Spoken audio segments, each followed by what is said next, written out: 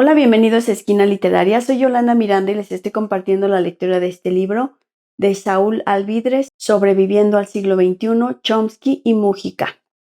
Estamos leyendo el tema número 2 que se llama ¿Cómo hemos llegado hasta aquí?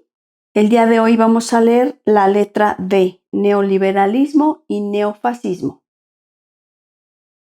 Noam, aquellos que tienen la edad suficiente para recordar la década de 1930 como yo, no pueden dejar de alarmarse por el actual surgimiento de los partidos neofascistas, incluso en Austria y Alemania, y no solo allí, y los recuerdos amargos que son fáciles de reprimir, sobre todo cuando la mayoría de los europeos piden que se prohíba la entrada de todos los musulmanes a Europa. Muchos quieren revertir los verdaderos logros de la Unión Europea, como la libre circulación de poblaciones y la erosión de las fronteras nacionales, que es bastante coherente con el fortalecimiento de la diversidad cultural en las sociedades liberales y humanas. Claro que no podemos atribuir todo esto al asalto neoliberal en Occidente, pero es un factor común y significativo. Las políticas neoliberales están dirigidas específicamente a socavar el poder regulatorio del gobierno y por lo tanto socavan su capacidad para evitar la catástrofe ecológica y nuclear. Por ejemplo, pero los efectos son aún más profundos. En la medida en que una sociedad sea democrática, el poder del gobierno es el poder de la población, de modo que la disminución de la democracia es una característica directa de los programas y principios neoliberales. Estos programas, por su propia naturaleza, tienden a concentrar la riqueza en muy pocas manos, mientras la mayoría se estanca o decae, y una democracia funcional se erosiona como efecto natural de la concentración del poder económico, pues este último se traduce inmediatamente en poder político, por medios comunes, pero también por razones más profundas y basadas en principios. La doctrina neoliberal afirma que la transferencia de la toma de decisiones del sector público al mercado contribuye a la libertad individual, pero la realidad es muy diferente. Ese poder de decisión se transfiere de instituciones públicas en las que la gente tiene algo que decir, en la medida en que la democracia esté funcionando, a tiranías privadas en las que el público no tiene nada que decir. Estamos hablando del dominio total de la economía por las corporaciones. Estas políticas públicas están dedicadas a asegurar que se cumpla aquella famosa frase de la sociedad ya no existe. Esa es la famosa descripción de Margaret Thatcher del mundo que ella percibía o más bien que esperaba crear, es decir, transformar a la sociedad en una masa amorfa que no puede funcionar por sí misma. En el caso contemporáneo, el tirano ya no es un gobernante autocrático, al menos en Occidente, sino concentraciones de poder privado y burocracias libres del control público. Tampoco hay garantía de que una democracia en funcionamiento, con una población informada y comprometida, conduzca políticas que aborden las necesidades y preocupaciones humanas, incluida la preocupación por la supervivencia, pero es nuestra única esperanza. Saúl, hace poco usted hizo unas declaraciones muy polémicas sobre el Partido Republicano en este sentido, ¿cierto? Noam, bueno, hice dos declaraciones al respecto. Una es que el Partido Republicano es la organización más peligrosa en la historia de la humanidad, y la segunda es que efectivamente esa es una declaración escandalosa. Pero entonces, naturalmente viene una pregunta inevitable. ¿Es esto verdad? Bueno, yo creo que es verdad. Es indignante, pero es verdad. Nunca en la historia de la humanidad ha habido una organización dedicada a políticas que definitivamente conduzcan a la destrucción de la posibilidad de una vida humana organizada. Saúl, ¿podríamos entonces considerarlo al Partido Republicano peor que ISIS? Noam, ¿está ISIS comprometido con la destrucción de la sociedad humana? Por supuesto que el Partido Republicano no dice que ese sea su compromiso, es que las políticas que está impulsando tienen esa consecuencia. Y no solo es Donald Trump, como mencioné. Si echas un vistazo a las elecciones primarias republicanas de noviembre pasado, verás que todos los candidatos sin excepción niegan que el calentamiento global esté ocurriendo. O bien, si reconocen que está ocurriendo, argumentan que no deberíamos hacer nada al respecto. Estamos hablando de un 100% de la organización, y curiosamente casi no hay comentarios sobre eso. Otro elemento inusual en la derecha de los Estados Unidos es su comunidad evangélica, que es extremadamente poderosa. Pepe, en Sudamérica también, y es un movimiento muy conservador. Noam, ahora los evangélicos están muy alineados con el electorado republicano. Esto lo digo solo para ilustrar que la mayoría de los republicanos piensan que una educación universitaria es dañina, por ejemplo. Pepe. Acá en el sur de América el movimiento evangélico también ha penetrado fuerte, en Brasil sobre todo. Lucía Topolansky. En Perú, en Colombia, es un peligro. Noam. Creo que los evangelistas en Brasil aún no logran convertirse en una fuerza política. Pepe. Ya hay una bancada. Valeria Wasserman. Sí, ya están en Brasil, es cierto. Tienen su propio partido político, completamente cargado a la derecha. Pepe. Por eso nosotros somos muy laicos acá, en Uruguay. Valeria. Se suponía que Brasil era igual, pero desafortunadamente ya no es así. Lucía.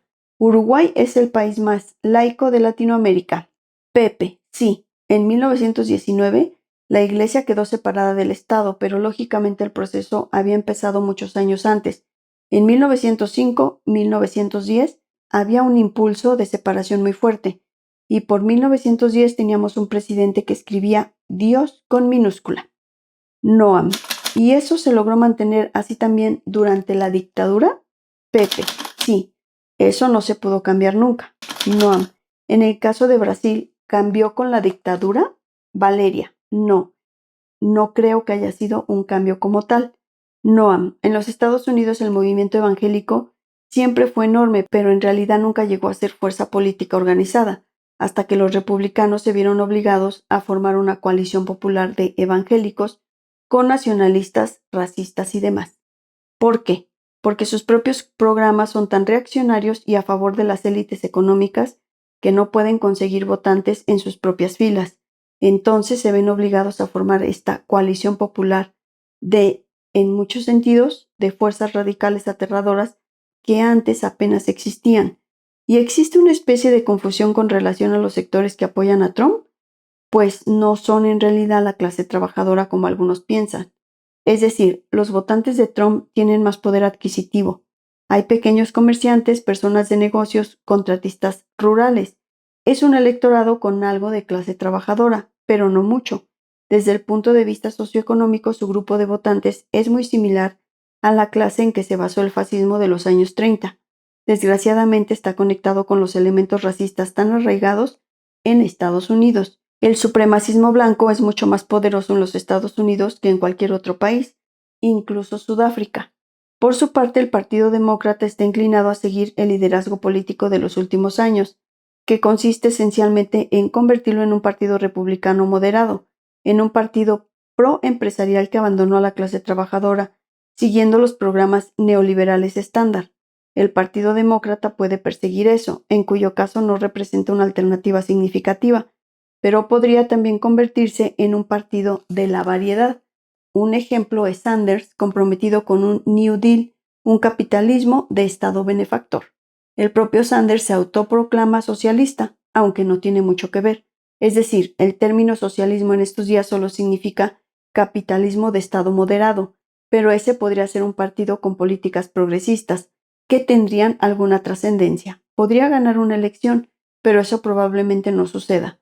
Sin embargo, al mismo tiempo, muchos de los activistas de Sanders están emprendiendo acciones que podrían ser significativas políticamente a largo plazo.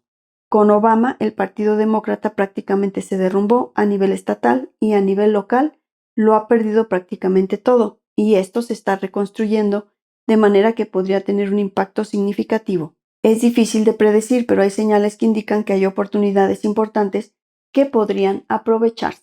Saúl, profesor Chomsky, los tratados de libre comercio han representado un instrumento distintivo del neoliberalismo y del traspaso del poder del Estado al sector corporativo.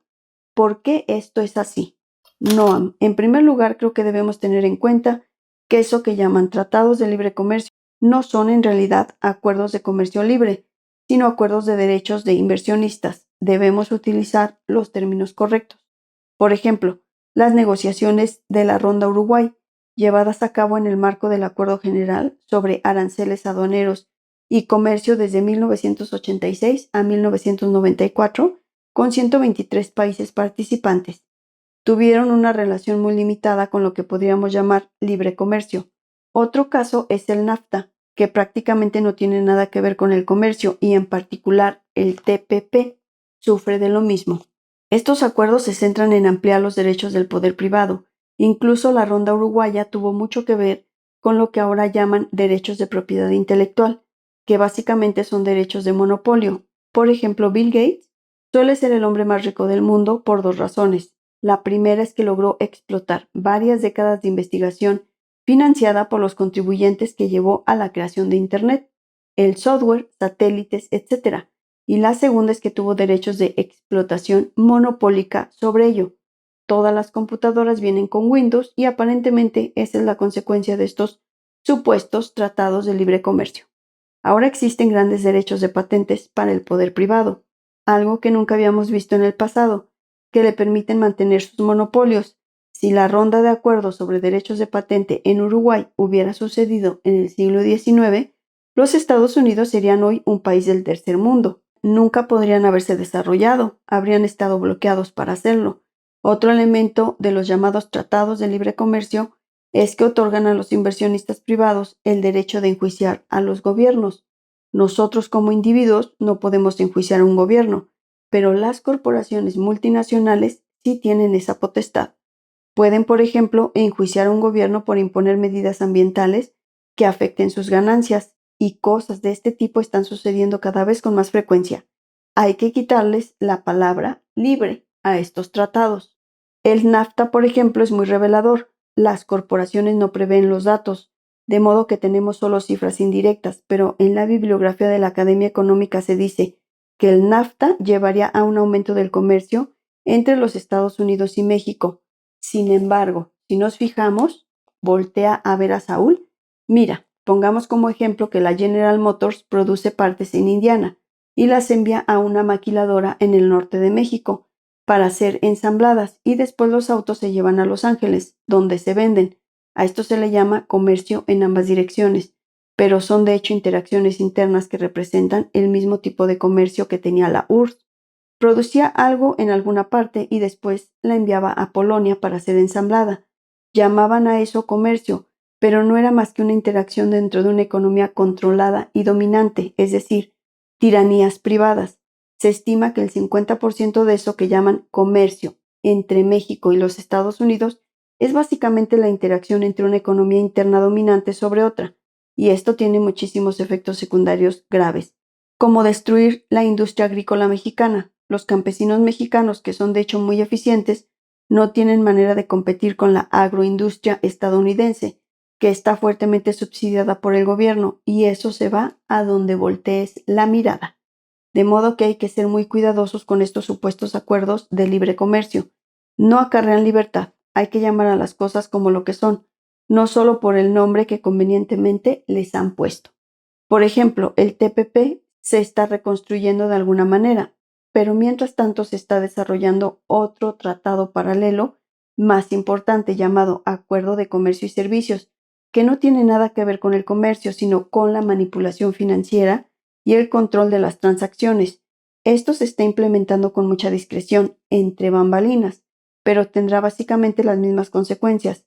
Ha habido algunos efectos del colapso del TPP. Uno de ellos ha sido aumentar el poder de la banca de inversión china, y muchos países de Occidente han seguido este juego, incluida Inglaterra.